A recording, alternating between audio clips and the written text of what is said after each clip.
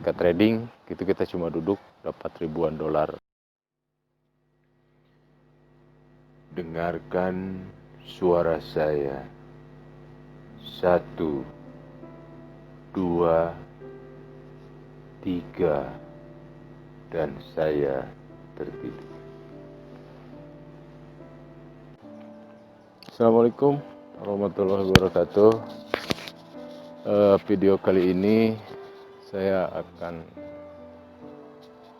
kembali melanjutkan curhatan saya yang kedua. Karena kemarin mungkin tertahan di berbagai kesibukan dan materi yang saya coba pahami dengan analisa digit. Makanya saya baru bisa melanjutkan untuk curhat sambil jalan-jalan di hutan, karena kebetulan tempat kerja saya berdampingan dengan hutan. Oke.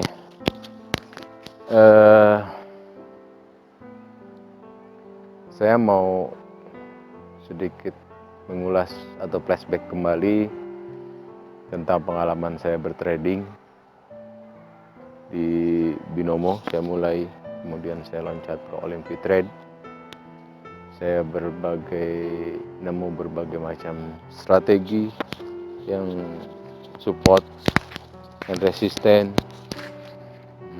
indikator Bollinger Band, terus stochastic, terus kemudian kalau di binary moving average, kalau di Olympitrade atau Binomo itu SMA ya disebutnya. Di Olympitrade SMA, smooth moving average. Sebenarnya indikatornya itu juga sama aja.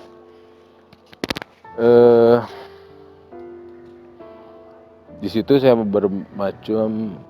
masuk berbagai macam grup karena ingin belajar, intinya ingin belajar, terus kemudian ingin menghasilkan sesuatu dengan mudah tanpa bekerja. Kita hanya duduk online, kita bisa menghasilkan uang banyak gitu, daripada kita misalnya bekerja secara fisik terus dapatnya tidak banyak, tapi ketika trading itu kita cuma duduk dapat ribuan dolar, ratusan dolar. Itu image pertama yang saya tangkap ketika mau trading. Maaf kalau ada suara-suara angin karena saya di hutan, tapi saya harap suaranya jelas. Karena kalau kemarin-kemarin saya bikin video itu di dalam ruangan, di kamar, terus kemudian kalau saya teriak-teriak takut ada yang bangun terus marahin saya gitu loh. Ngapain juga gitu teriak-teriak di ruangan. Nah, kalau di sini saya bebas untuk teriak-teriak. Itu yang image yang saya tangkap pertama kali untuk trading. Kemudian saya coba terapin. Saya ngeliat YouTube, ngeliat berbagai macam literatur maupun artikel di internet. Terus ada namanya Candlestick Bible, saya coba melihat segala macam. Oke, intinya semua strategi itu betul dan benar. Betul dan benar itu sama ya, sorry. Saya live untuk recording biasanya, makanya kalau ada salah-salah kata atau terbulak-balik ya itulah nggak ada edit-editan. Jadi keluar gitu aja, natural, alami, orsinil. Oke. Jadi semua strategi itu betul, benar, tapi intinya adalah balik lagi ke diri saya pribadi. Gimana saya untuk memanage emosi saya, memanage pikiran saya untuk berhenti. Kita garis bawahi kata berhenti, itu yang yang berat banget. Sampai dulu ada temen yang bilang, gimana sih caranya ketika kita menang atau ketika kita lose, ketika kita kalah itu berhenti. Teman saya bilang, banting aja HP-nya kalau mau main di HP, atau HP-nya lemparin ke selokan atau ke sungai gitu. Mungkin ada benarnya, tapi kan masa setiap trading saya ganti HP. Jangan diikuti teman-teman ya. Cuma intinya itu, seperti yang saya share kemarin tuh tentang film Denzel Washington, si Om Denzel tuh. Om Denzel Washington kebetulan tetangga juga, makanya saya panggil Om aja. Nah, jadi dia tuh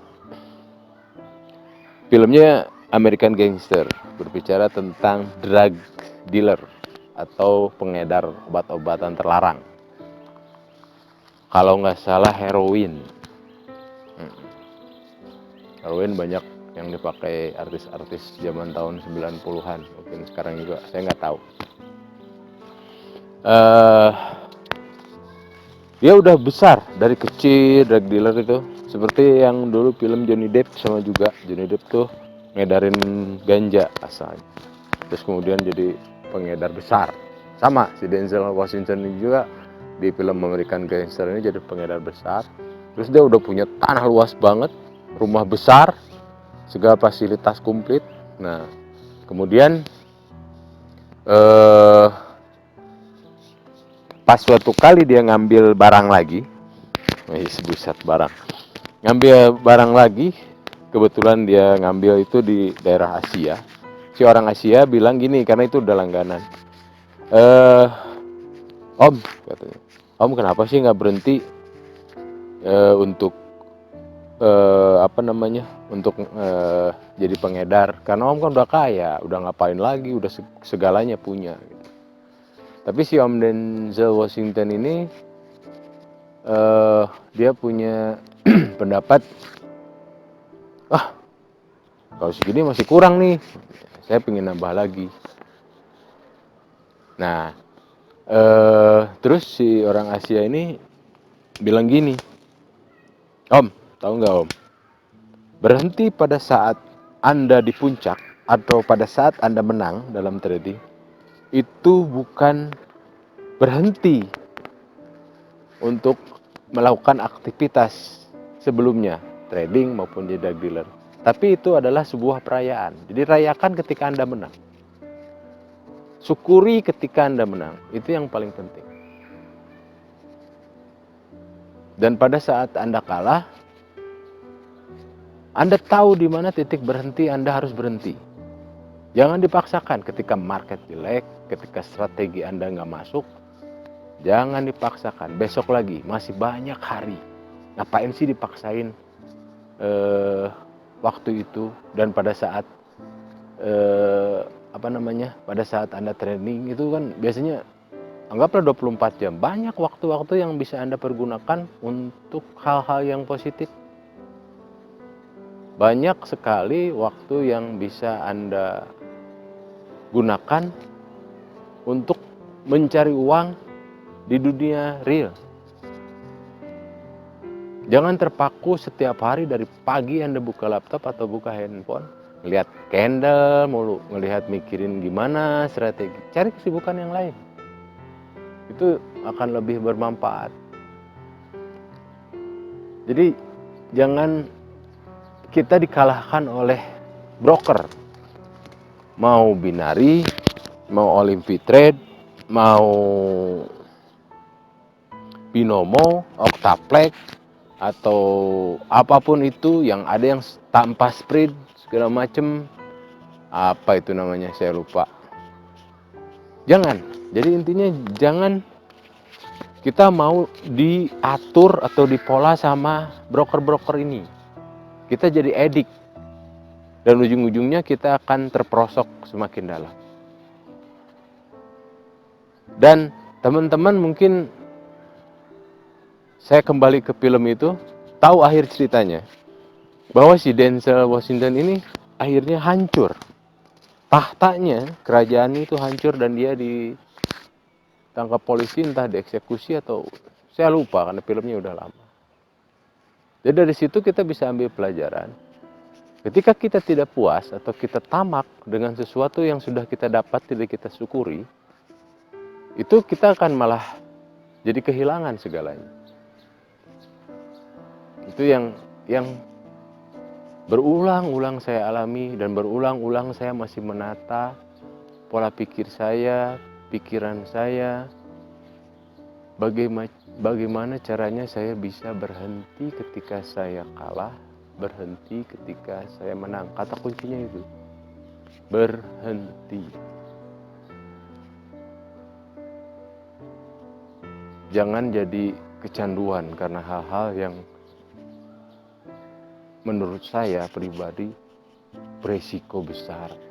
Besar banget. Anda bisa kehilangan segalanya di situ. Saya mau ambil contoh, saya punya teman. Dia orang luar. Orang luar negeri maksudnya. Saya sering chat sama dia. Dia ngeluh ke saya karena dia kehilangan $9.000. Mungkin itu nggak ada apa-apanya karena ada teman saya juga yang kehilangan 1 miliar segala macam. Tapi $9.000 itu kalau kita kalikan 10.000 dia udah berapa? Itu banyak banget. Ada yang hilang miliaran, ada yang hilang surat tanah kendaraan. Wah gila. Orang sampai berpikir sejauh itu. Tapi apa yang saya alami juga kemungkinan kalau kita lanjut kita akan seperti itu, dan kita gelap sama semua nasihat, gelap sama semua masukan, gelap sama semua penderitaan yang kita alami dari kekalahan atau kesalahan, kita anggapnya biasa aja. Padahal yang saya lakuin itu adalah bertrading dengan uang. Jadi yang strategi tadi yang saya bilang, saya tonton di YouTube, mungkin teman-teman enak banget nih kerja duduk di belakang laptop, diliatin HP, terus untung ribuan dolar. Tapi pikirin juga kebalikannya. Anda duduk di belakang laptop, Anda duduk meliatin HP, tapi Anda kehilangan uang yang untuk hari gini di masa pandemi ini susah banget nyari uang. Dengan gampangnya Anda kehilangan. Saya kehilangan. Ini mindset atau addiction atau ketagihan atau kecanduan yang parah. Gitu. Jadi tujuan saya curhat di sini, saya cuma berbagi atau mengingatkan ke diri saya pribadi sebagai reminder atau pengingat bahwa apa yang saya lakukan salah dan jangan diulangi lagi. Kemarin saya coba lagi dengan karena di email saya ternyata ada notifikasi bahwa saya dapat uang dari Binomo, teman-teman. Dan saya berharap dari situ, itu kan nggak modal. Saya tradingkan di situ sampai pagi, itu kan gila. Maksudnya ngapain saya paksain gitu loh. Terus saya lihat market juga udah nggak mendukung. Waktu itu kalau secara persentasi saya sudah menang 70%, tapi saya nggak bisa berhenti karena saya nggak puas. Dan apa yang terjadi teman-teman bisa tebak sendiri. Itu hilang. Nah, dari situ saya belajar lagi. Wah, saya belum bisa kayak gini. Kalau kayak gini masih terus berjalan, Anda mau nanemin modal berapapun, habis. Saya mau depo berapapun, habis. Gitu loh. Yang seperti tadi, yang orang luar itu, $9.000 bukan hal yang sedikit, dan dia meminta bantuan ke istrinya untuk minjem ke teman-teman kantornya untuk bertrading, dan itu loss lagi, dan loss lagi, karena nggak bisa ngontrol. Dan dia pasti cenderung, ini cerita teman saya lagi, akan bertanya lagi, ini sebenarnya strateginya gimana sih kok saya loss terus. Mungkin dalam dirinya diakui bahwa strategi benar, bahwa dia sempat menang, cuma pengendalian diri dia yang kurang baik, yang seperti saya alami. Makanya intinya dari situ, yang tadi juga yang saya sudah alami, ini bahaya banget. Saya bisa kehilangan lagi yang saya alami beberapa bulan ke belakang, dan itu terulang lagi. Dan itu yang saya pertaruhkan uang. Uang itu nggak gampang nyarinya, terus kemudian banyak hal penting yang lebih penting untuk kita kedepankan daripada kita bersedekah ke trading, depok mulu. WD-nya mungkin pernah tapi jarang, dan WD-nya nggak sesuai gitu.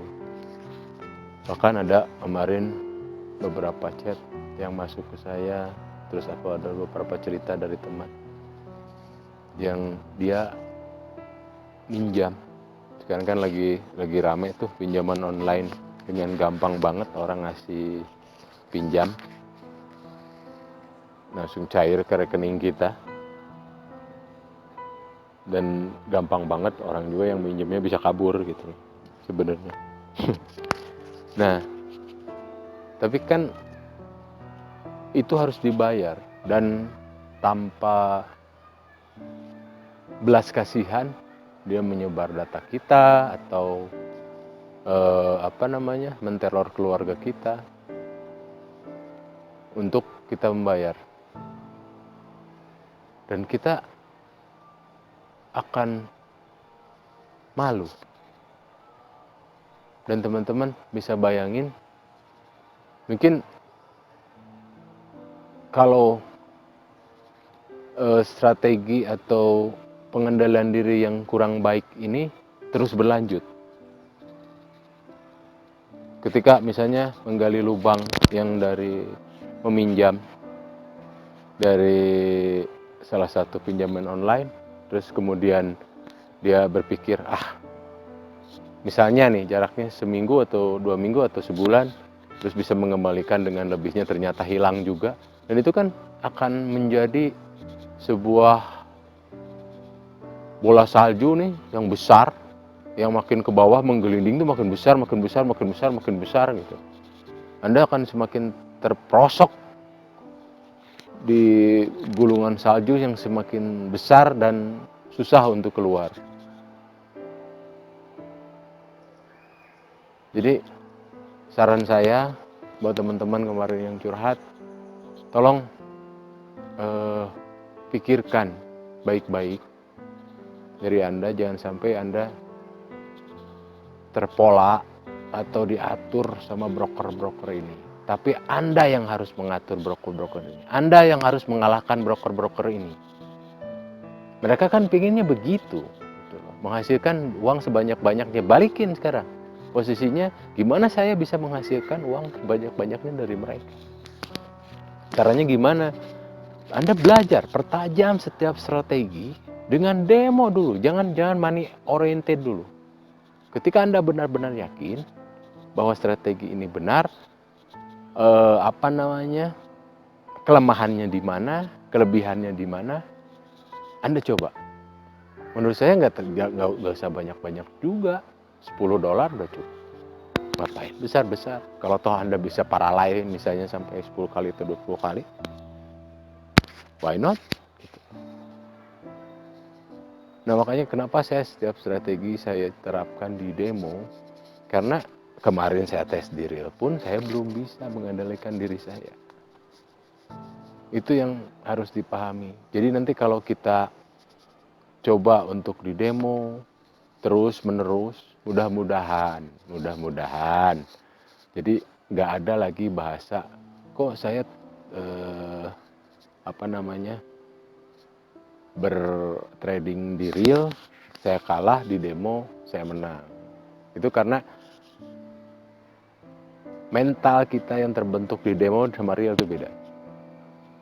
Kenapa? Karena kalau di real itu ada deg-degan ketika auto open posisi. Kalau di demo misalnya $1.000 toh bisa balik lagi.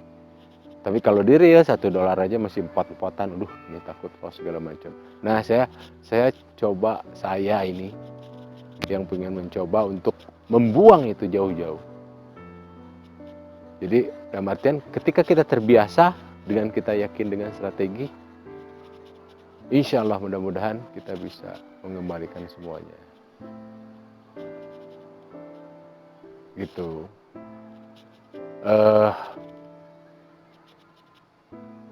Sekali lagi saya tidak menggurui atau menasehati atau menghakimi atau membuka aib orang, enggak. Saya cuma ingin mengingatkan saya atau sebagai reminder untuk membuka pola pikir saya, wawasan saya, bahwa kita jangan mau diatur sama trading, poinnya itu satu, sama broker-broker. Yang poin kedua, saya bisa berhenti dan mensyukuri apa yang saya dapat ketika saya menang dan puas dengan itu, tidak tamak. Kemudian berhenti ketika loss untuk meminimalisir kekalahan. Jadi $10 misalnya kita targetkan kekalahan cuma $1, kita main misalnya di binari 0,35 3 kali berarti 1,05, kemudian kalau menang 10% cukup, kita udah. Jadi bikin sampingan, jangan terpaku ke situ. Dan sampai sekarang pun saya masih terpaku di situ, masih mencari strategi. Makanya saya coba untuk mengalihkan ke kesibukan lain karena banyak pekerjaan yang sekarang di real bisa saya lakukan untuk sedikit menghilangkan itu. Mungkin bisa membantu teman-teman juga untuk mencari kesibukan lain. Kalau nggak ada, pasti ada. Asal teman-teman mau ikhtiar, mau berusaha untuk mencari kegiatan yang bermanfaat dan berpositif. Dan positif, bukan berpositif. Sorry kalau kata-kata saya suka belibet. Ya, tapi inilah saya, karena saya setiap video biasanya saya live, jadi nggak ada edit-editan. Makanya kalau ada suara batuk segala macam, ini saya di hutan nggak batuk kebetulan di siang ini. Mungkin sekian dari saya. Semoga teman-teman bisa mengambil yang baik-baiknya aja dari saya. Kalau yang kurang baik jangan. Terus ini bisa bermanfaat bagi teman-teman semua. Teman-teman bisa jujur pada diri sendiri, saya gitu enggak ya? Gitu. Kalau saya ngerasa saya begitu karena saya curhatkan di video kali ini. Terus kemudian kita coba tata lebih baik, jangan nunggu besok-besok, hari ini. Oh ya, saya harus berubah. Dan harus berubah itu kita harus konsisten, tetap di situ, gitu loh. Demikian, terima kasih. Semoga sehat selalu dan semoga sukses. Assalamualaikum warahmatullahi wabarakatuh.